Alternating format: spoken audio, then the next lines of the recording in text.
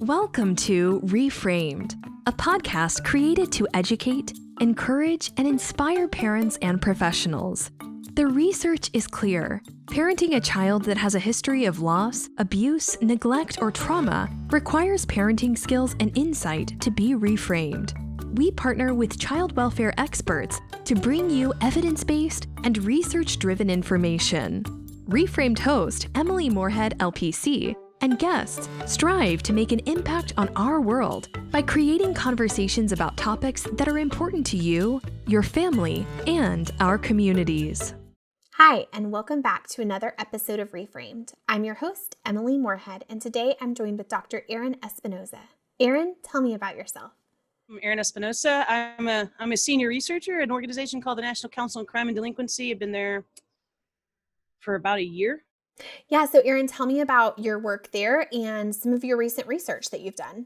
Oh yeah, sure. So throughout the last, 20 years of my career, I've been really doing a lot of work around the intersectionality of juvenile justice, mental health, now child welfare, and kind of examining the trends and the things that occur that may funnel kids deeper, if you will, into institutions through those different systems. And then trying to help develop policy and technical assistance strategies to have that not happen. And if it does happen, how can we better partner with families and kids within and across those service arrays? So that's the best way I could describe it. I left academia to join the nonprofit sector, like I said, about a year ago, primarily because I felt like the nonprofit sector would be a lot more nimble and would allow for a lot more, variability in your approaches and your responses on how to actually, one, prove evidence that things work, and also to get the information out to policymakers and practitioners in a quick way. So before joining NCCD, I used to be the director of the Texas Center of the Institute of Innovation out of the University of Maryland, and then I was a researcher at UT. But that's pretty much been the pathway. You want me to tell a little bit about the org and what they're up to too? Yeah, that would be awesome. All right. So NCCD, or the National Council on Crime and Delinquency, has actually been around since 1907, so way over 100 years. It's a nonprofit research and implementation support organization that kind of specializes on improving systems for both youth and adults. Primarily focusing on justice-involved youth, justice-involved individuals, as well as those in foster care, so adults that are in foster care, as well as kiddos that are in foster care, with the mission to improve the lives of all the people, through both research, public policy, practice, all those typical things. What's fun about joining an organization like this, too, is that, we really want to align our work around the approach of envisioning a just society in which people are safe and supported in their communities and are treated with dignity by the systems that serve them. And that's not a small charge, and we've been seeing a lot of that coming out, and it's been super exciting to see the common public having this dialogue. Like, can we actually see criminal justice reform as a healthcare issue? How about systems reform as a healthcare issue? And so all of us on our side of the fence are just, we're saddened by the events, but excited about the opportunity. Absolutely, having that conversation. I heard about you through some of my colleagues. They attended a conference and you were a speaker there. And then because I'm a creeper, I researched you and found a phenomenal article that you did with NPR and with Ari Shapiro about girls in juvenile incarceration. And I was fascinated by the findings that you found is that females who were incarcerated in juvenile detention were in there longer than boys, and it had some likelihood that they would, stay in the system. So tell me about that work and kind of some of your findings with it.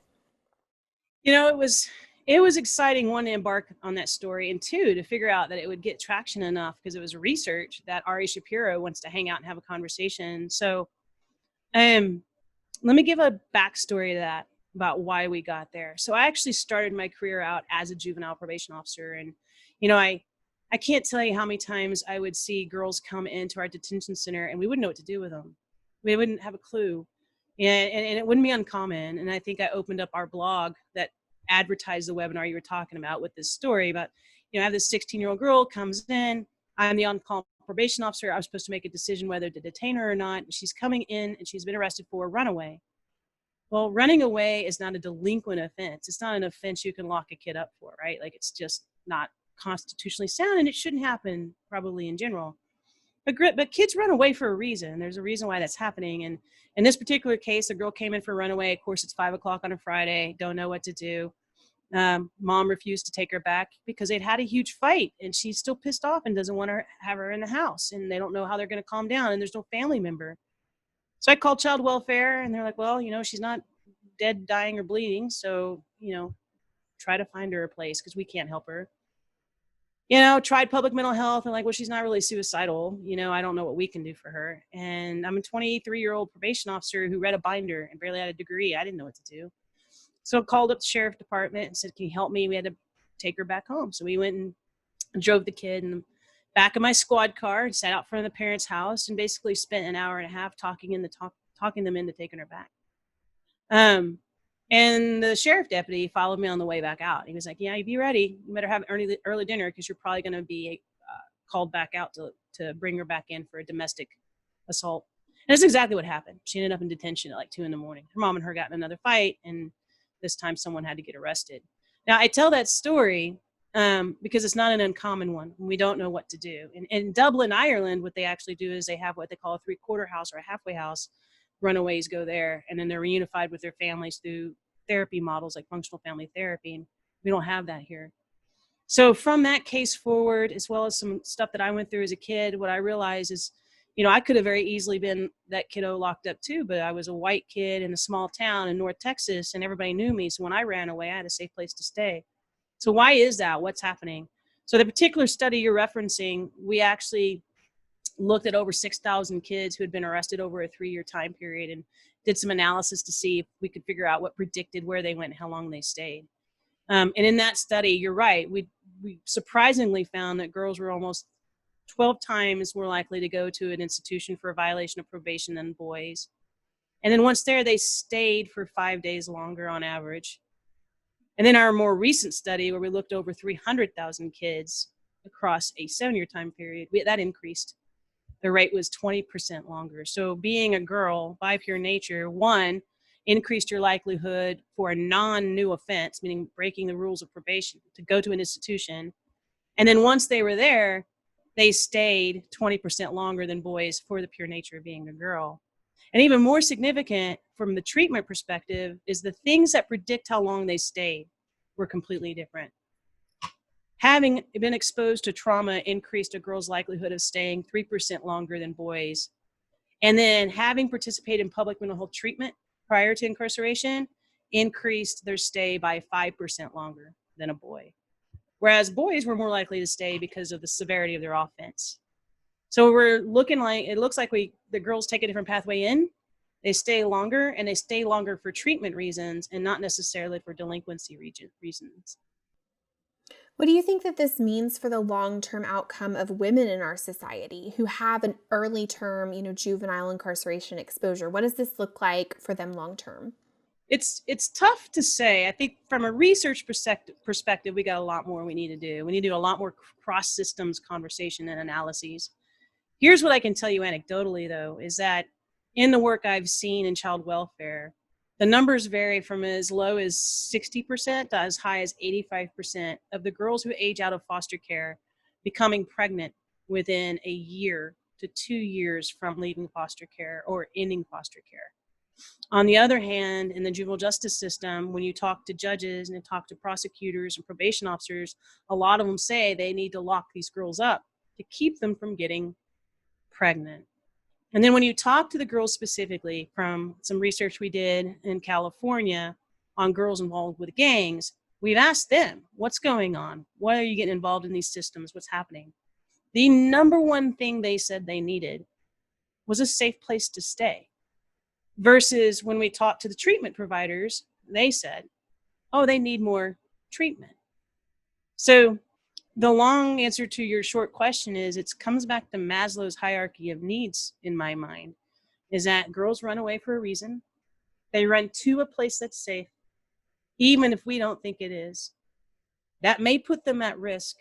And because we're concerned, once they become system involved, we try to find a way to get them behind the magic curtain of an institution to protect them, and they're not really preparing them for adulthood. And so they come back out, magically at 18, 19, responsible for themselves, and now potentially with a young mouth to feed. So, it doesn't bode well, or at least it creates a lot of barriers that may not needed to have been there to begin with. Obviously, with the Me Too movement, we've seen a lot of change and hopefully change within our communities about how we're referencing women who have been victims or survivors of sex trafficking. And I know that previously and still now, women who are being trafficked so they can find a safe place to stay, right? What we know about pimp culture is that they open the door, they're a safe place, they're a sweet boyfriend, and then the system kind of begins.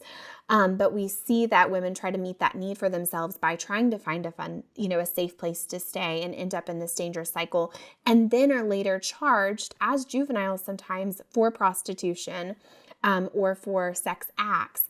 So can you tell me if that was in your research at all with looking at juveniles and reasons for incarceration?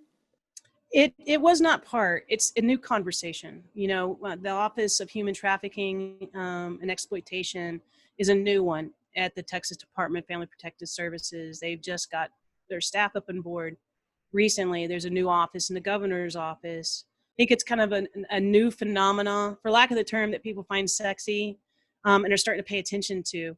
There are specialty courts now in San Antonio and other places that focus on prostitution as being a victim-based crime and wanting to divert those kids early on. So I think it's new research. The other piece that people haven't really done a lot of work on specifically, though, is a conversation around the idea of human trafficking.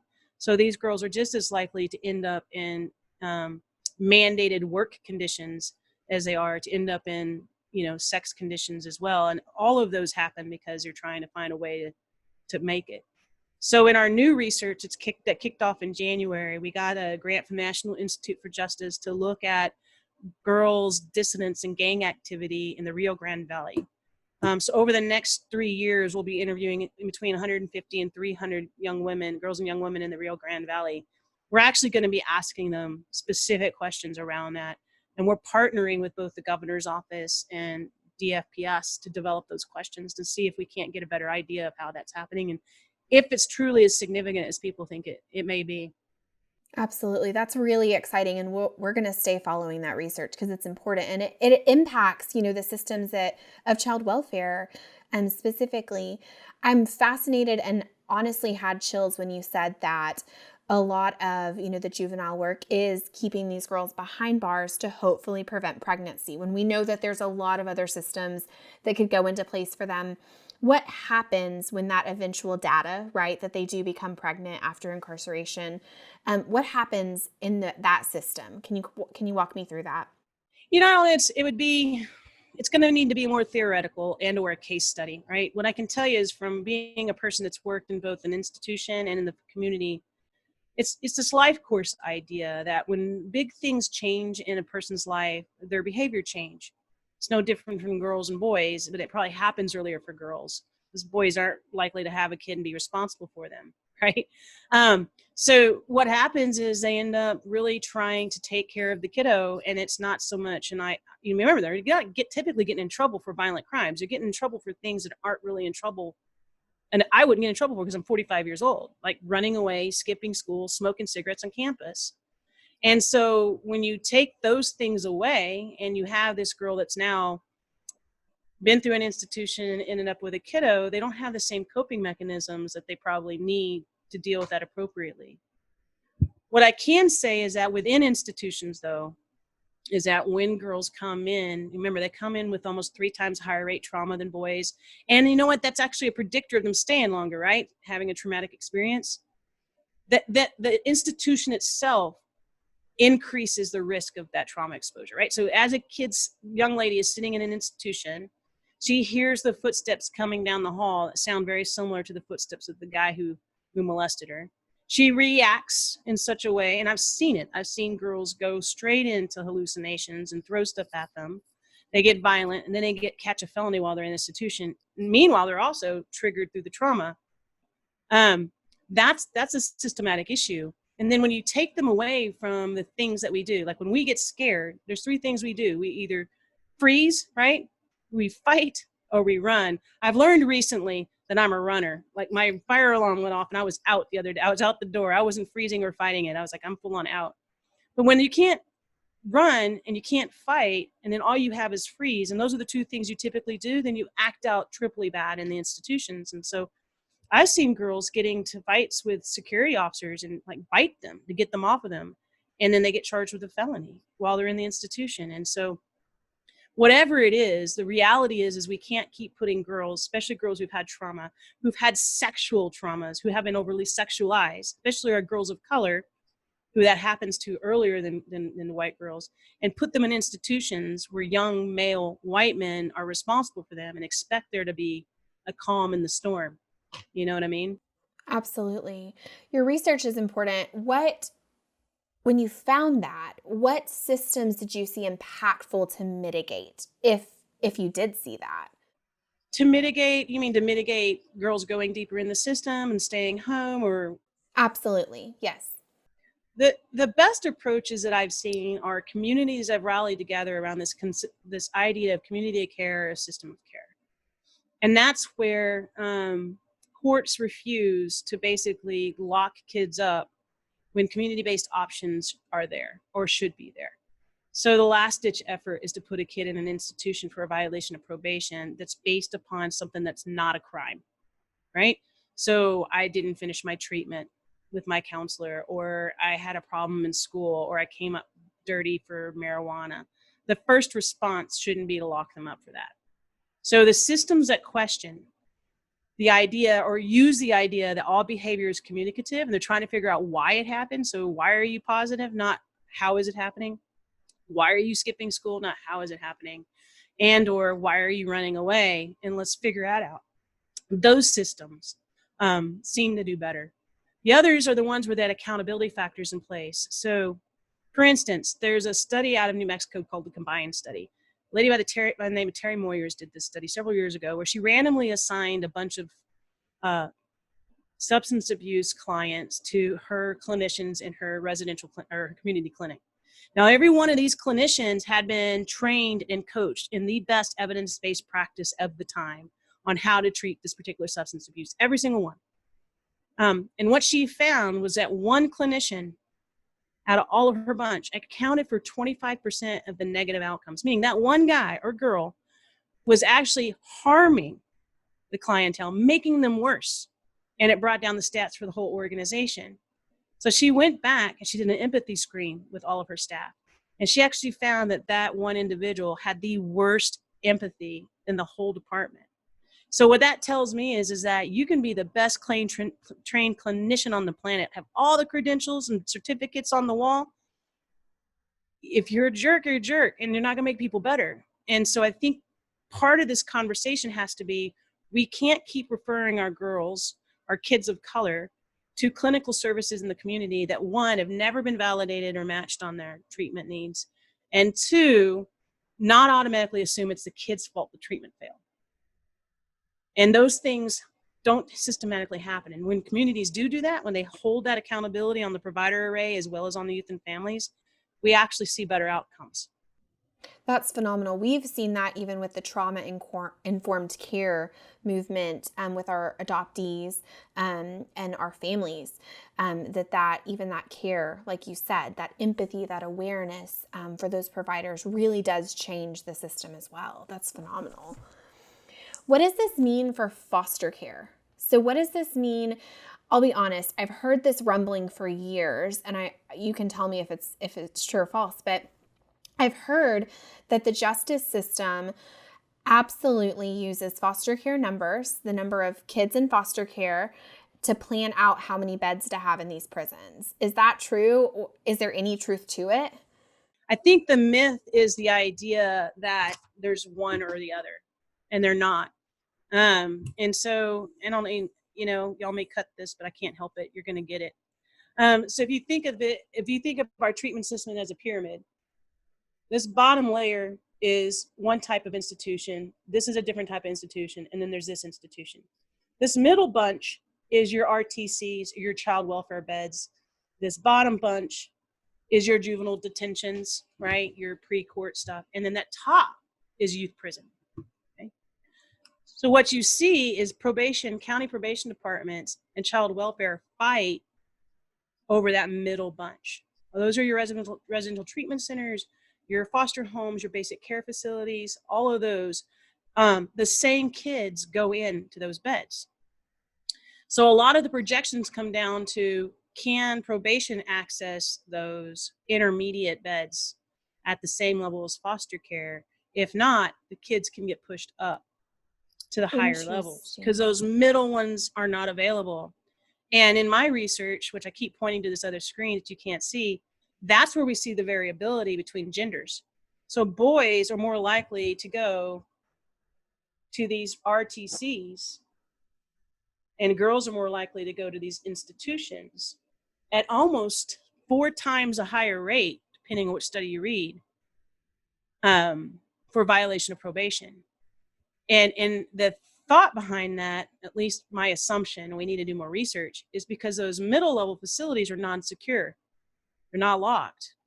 And when a girl who's had trauma histories feels pushed, she's either going to fight, she's going to flight, run, or she's going to freeze. And so when they run from those institutions, then the only other thing that probation sees they can do is put them behind locked doors.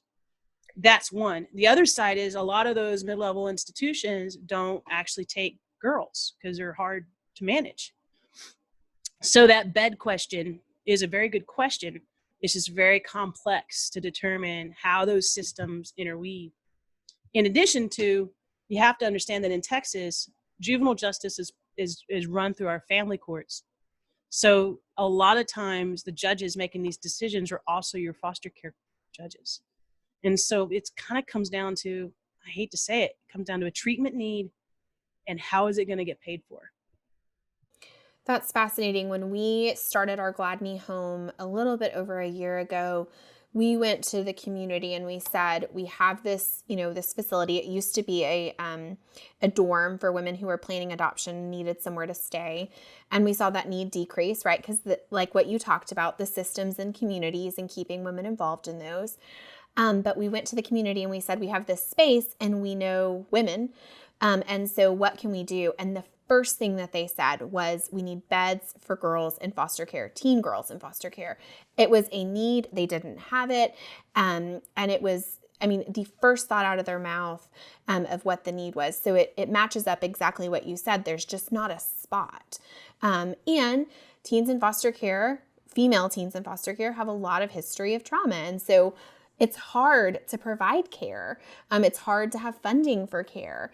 And so that makes a ton of sense. And it's not even just hard.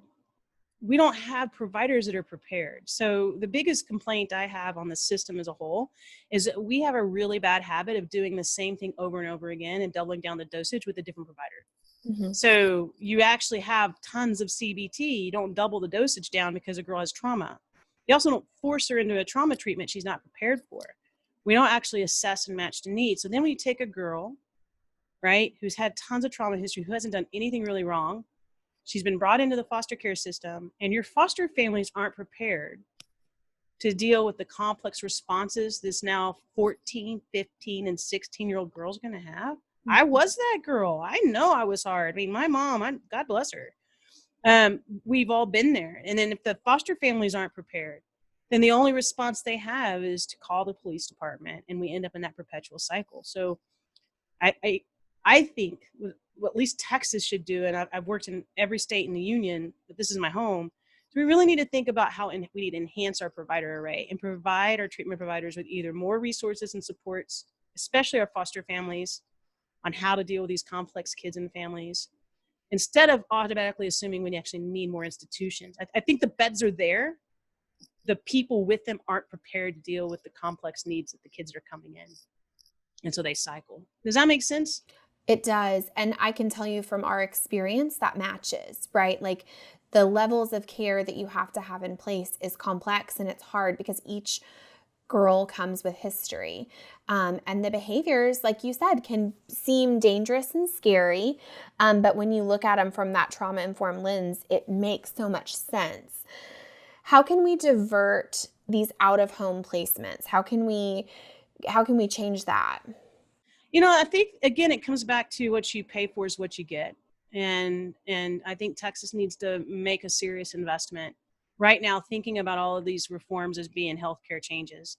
And what I'm getting to here is we need a really good mobile crisis system in our state. We don't have it right now. And what I mean by mobile crisis, this is where mobile teams come out and actually diffuse the situation, help families get assistance, and move them into treatment services or supports that are good for them versus coming in, arresting someone and putting them in the system.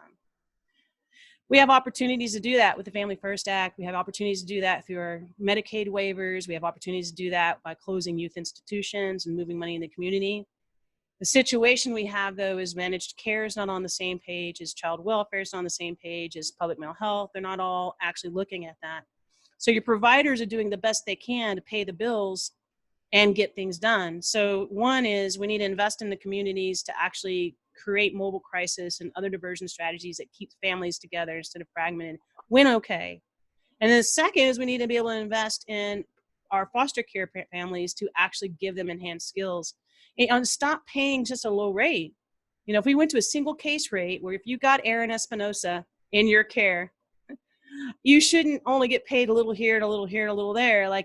You really need to be a professional family. So if you look at treatment foster care, right? We have treatment foster care in our state, but we don't have a model for it. So if you look at treatment foster care Oregon and some of the other models, in both of those, what happens is the foster parents are the service provider, and that is their job. They get a living wage to care for the kids in their care instead of piecemealing it with $100 here, $40 there.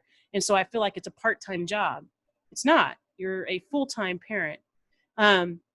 So we need to think about approaches coming in this next legislative session where we can have the dollars follow the kiddo and the family to do that. I don't know if that makes sense, because the biggest risk factor that we have with foster care youth is multiple home displacements. I think the average rate I saw in the last set of data in Texas is between 8 and 10 per year.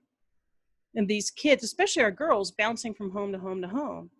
And that's not good for any individual, So although it doesn't tie directly into the science I've done, it doesn't mean it's not going to happen. That's where more research needs to push for policy and practice. And, one of the struggles I have with only limiting our data analysis to kids that are in justice systems. We've got to look at more of this foster care data and things of that nature. Are you able to speak to the discrepancy of children of color in the foster care system? I can, because it almost mirrors JJ. JJ would be juvenile justice, right? I'm a queen of acronyms, and I shouldn't be. So the child welfare and juvenile justice system almost mirror each other. In fact, remember, they're parallel systems. It's just that the child welfare kids come in at a lower age. Like in our state, you can't get arrested unless you're 10, right? But you can come in the child welfare all the way between that. And there's two ways to come in. You come in for abuse and neglect, or you come in because your family has to relinquish you because you can't access treatment. And that's the piece I think people keep missing, is that there's a significant, I think the last stat I read was like almost 30% of the kiddos who come in to child welfare in Texas come in because the families can't access treatment for those kids. And a lot of those are post-adopt. Like these are kids who come into the system and came back out and been adopted, and they've come right back in. So that disproportionality is you got kids of color with trauma histories who have cycled in and out of institutions. And in the foster care side, they come in much younger, so they're going to have a longer time in. The child welfare, they come in at 10 and up. Juvenile justice, they come at 10 and up. And then they cross over at some point. And again, it's around that 30% wheel, 30, 30, 30 across. And nationally, what we see is that the at arrest, as well as at, what do you call it in child welfare? Is it pre-investigation, investigation, like when a case is first filed? Yeah, every state's different, but typically we hear intake or investigation. Let's call it investigation. So the equivalent is, because again, I'm visual. This is JJ, this is child welfare. So this is kid's been arrested, brought in for an intake at JJ. This is a kid that's been identified as being abused or neglected in that investigation. What we see nationally in both of these, at these pre-court pieces, around 60 to 70% are white. But once they get to the court involvement, that shifts, right? So as soon in the JJ system, as soon as the kid goes to court and now they're going to be found guilty of a crime, these are primarily kids of color. And then when these kids and families go to court and they're removed from the home because the family's been found to have been inadequate, those are primarily families of color. So something's happening between here and here, courts here, where discretionary decisions or service provider access is different for families of color than for families that are white. No one's done specific research around it, but that's it. So, Erin, why are people of color, children of color, being prosecuted more, removed more than people who are white? Yeah, that's a tough question for a middle-aged white woman sitting with her PhD to answer. But I'll take a stab. I actually think it's a failure of our communities. We've seen it. We've seen it in the protests that are going on right now. We've had our heads in the sand. The reality is that most of the providers that come out of schools of social work and public mental health are not providers of color. They don't live in those communities. They get the certificates, hang them on the wall. Now I know the answers to your problem. I have worked in the public mental health system for the last decade across this country, trying to coach clinicians and case managers and social workers on how to align and partner with families. And I can tell you that we can't do that if they continue to blame the families for where they are. And how many times I've had to work on values that these providers had and their ability to basically say that mom is a horrible individual. Well, that's interesting, considering you don't have to try to raise 5 kids on your own on a welfare check. And blaming families is you can't come into an empathetic, reciprocal, hopefully, kind of an equipoise clinical environment with a family if you're automatically blaming them. And so I think that there's a values issue in our country, and that it permeates our treatment system and it permeates our social control. So the reality of it is if you follow the timelines, juvenile justice reform in the country started in the 1990s, primarily behind this idea of the myth of the super predator, primarily around this idea that there were these African-American boys who were going to be hooked on methamphetamines and cocaine, and they were going to go out and rape and murder and pillage. So now we need to have these dollars that go to juvenile justice to prosecute all these guys that are going to come out here and hurt our women. Parallel to that, there was children's mental health reform and deinstitutionalization that happened in the late 80s, early 90s. They closed mental health institutions, but they didn't fund any community treatment. The social control that got funded was juvenile justice. Child welfare reform didn't start really happening until the late 90s, early 2000s. Same kind of thing. We started seeing these floodgates of these meth-addicted and coke-addicted moms, primarily, having babies that were addicted. So now we need to expand on child welfare. So the systems were set up to be blaming instead of to be partnering. And that's an issue. Go back to the combined study. The number one person in her entire clinic that had the worst outcomes with his clients or her clients. For some reason I want to keep saying it's a guy, but we don't know. It's because he didn't have empathy. And if our clinic or our human service industry can't sit down with a family and really try to understand the behavior, that's the things that are contributing to the behavior, and align that from a Maslow's lens, we're going to constantly get families of color in our systems. We're going to fragment them. And I mean, I have data that I probably can analyze and tell you that story, but from coaching across the country, from working in child welfare, juvenile justice, and children's mental health, every one of those systems closed down families as being non-compliant. Every single one, when the families start to check out on services, says you're non-compliant. And the last time I checked, compliance was an enforcement issue, not a compassion, not a treatment, and not an equipoised kind of conversation. I'm like taking a pause on that because I kept going back to that study with the word empathy, right? And unfortunately, in our communities, like you said, that there are less, graduates of social work degrees, counseling degrees, of people of color, and it's a higher, industry of white workers. It's hard to teach that empathy for the experience that our families of color are having. Do you have any insight into maybe what could work? How a clinician who has never experienced all of these systematic failures could even begin to gain empathy for these systems? Yeah, I'm going to probably simplify it too much. Don't be a jerk. You know what? Talk to people like they're humans. Just because you have a license and 3,000 hours of supervision doesn't mean you know squat about what the person that you're talking to instead of with is going through at all. So that's the first piece. When I coach clinicians, is like you're maybe the subject matter expert on how to do cognitive behavioral therapy or analyze the heck out of an assessment. That parent is a subject matter expert of her family. And everyone has strengths. Like when they come in, like, I want to know, my God, when's the first time your kiddo got in trouble? Like, when's the first time you noticed something was wrong with Johnny or Sue or Sam? How the heck did you get through that then? Like, we have forgotten as a world of how to actually build on the strengths people come in with. And we just see people as all their faults and their bad traits. And then we start trying to throw services at them. You didn't have super case manager, but you got Erin Espinosa now. And by God, I know how to fix you. Well, I don't. I don't know how to fix myself. So I think the long answer to your short question yet again is we need to train our clinical world differently. And we need to, I would recommend if I were running a clinic of any sort, I would only hire people that scored above a certain range on an empathy screen. You can train anybody to do anything. You can't train people to not be jerks. Or, my grandmother would say, jackwackins are jackwackins. They're going to be that way. I don't want to hire them. I don't want them working with me. And not make that assumption, because I don't have any control over how I was born. I do have a lot of control over how I interact in the world. And as an organization or a community leader, I have control over how I set expectations around that. Absolutely. My neck hurts from nodding my head so much. Yes. And I have experienced that where you genuinely can't teach people empathy.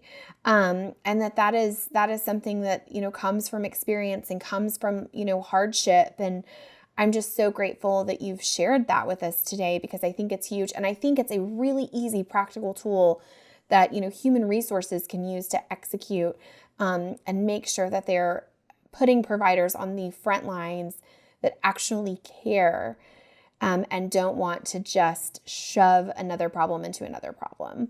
We got to create a structural system. So my master's degree is actually in public administration with a specialization in finance and org behavior. It's weird. I get it. I'm a unicorn. There's a reason why I say this, though, is what you pay attention to is what gets done. And unfortunately, our public system is financed in such a way that families and kids are kind of widgets.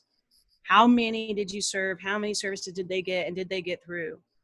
We don't set up structures where systems are supported in doing better.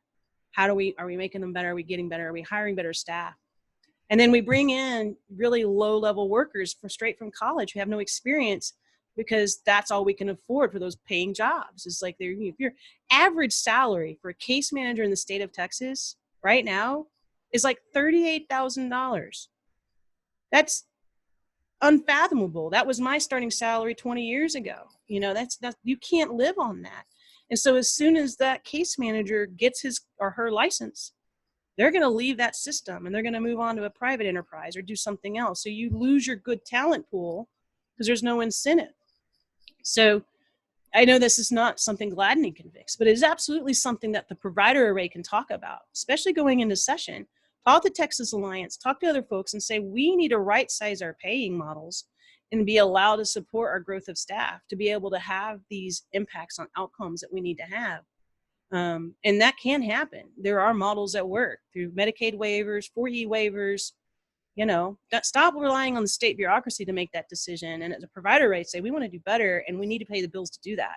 So Erin, we are obviously going to continue this conversation through trainings and absolutely hope to have you back for another podcast. For our viewers who have geeked out on you like I have today, how can they stay in touch with you? There's a few ways. You can call my direct line. I'm going to give that number now. I say it's direct. I'm remote out of Oakland. It's an Oakland number, but it it does come to this desk next to the guitar. So that's 510-874-5531. Shoot me an email at my email address, which is Espinosa. So it's EESPINOSA at nccdglobal.net. Or you could Google me. Like, you can find my LinkedIn, you can find I'm on the interwebs, not hard to find. There is another Erin Espinosa running around this world, but she's not me. She's a brunette. So if you find the blonde, you should be all right. Awesome. Erin, thank you so much for this conversation today. You are visual, I'm visual, so we're going to include some graphics today from our conversation in the show notes, along with resources and your contact information. Thanks for tuning to this episode of Reframed. We look forward to seeing you next time. Thanks for listening to Reframed. Visit gladneyuniversity.org to access the show notes and learn about upcoming trainings at Gladney University. We'd love your feedback, so please rate, review, and subscribe. Until next time.